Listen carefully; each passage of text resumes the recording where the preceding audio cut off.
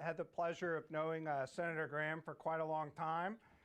Is one of my favorite people, is someone who knows politics better than anybody. He supported the EXIM Bank for the right reasons, not for politics, but to make sure that American competitiveness stays strong throughout the world.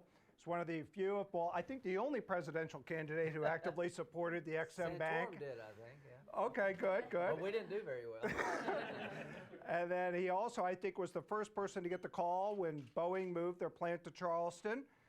So he's been actively supported in the state for his work on EXIM. But most importantly, I think, at least to me, he's the godfather to my son, Brooks Thurman Whitmer, and he's the most giving and thoughtful godfather, strong with advice and quick with a dollar bill. Thank you, Senator, for joining us. We wanted to thank you for your support for EXIM. Everyone in the room is here with businesses that support the EXIM Bank reauthorization, and your leadership was outstanding, sir. So thank you very, very much. Thank you, Martin. Well, number one, how's my godson doing? He's doing great, sir. Thank you very, very much. This man can navigate the rapids of Washington as well as anybody I've met. We're having to convince people that it's a good thing to help American companies sell their products. Of all the things in a $4 trillion budget, or whatever the number is a lot, we pick on this.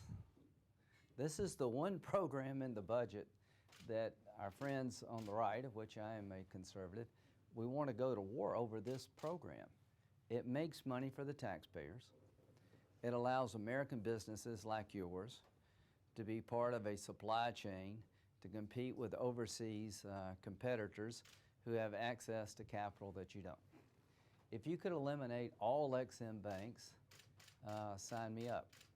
The purpose of the bank is to provide financing in the developing world. 7 out of 10 jets at Boeing facility in Charleston are subject to EXIM financing.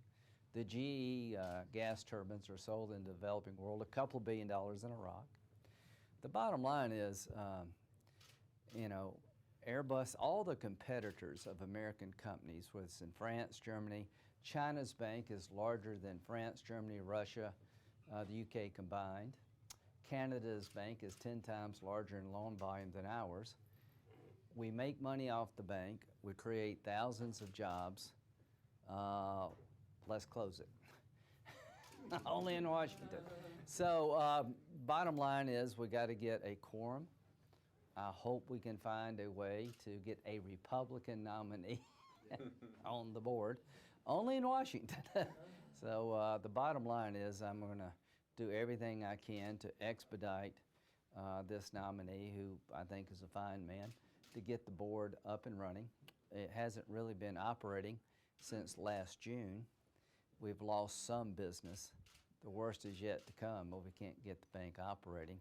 And what do you tell those workers who lost their job because the Congress could not get the bank up and running and that business went somewhere else? Here's the way I look at this issue. I'm going to do everything I can to that worker. Many of them are your employees, to say that we did everything we could to keep the supply line open and American companies competitive in the real world. So I just want to close with this. The real world is that other competitors of yours in other countries have access to capital that you don't if we shut down this bank. We've reformed the bank. It is operating more efficiently. The default rate is just incredibly low. And from a South Carolina point of view, I can tell you that this bank means a lot to Boeing and GE and all the supply chain. And the average company who benefits is not Boeing and GE, but some small business somewhere in the supply chain. So we need to get this done sooner rather than later. If we go for the rest of the year without the bank operating, we're going to lose a lot of business. And I promise you, I will do everything I can, and I'm working on this right now, morning, noon, and night, to try to get this nomination to move forward. The good news, there's votes in the Senate. We've won this, and your lobbying effort, we had a really large vote for the bank, and wouldn't have happened without y'all.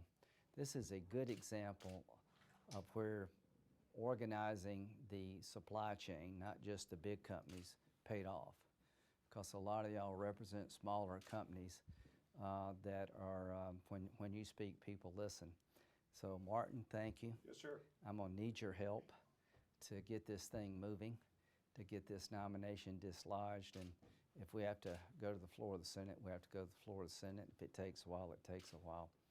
But I get the XM story.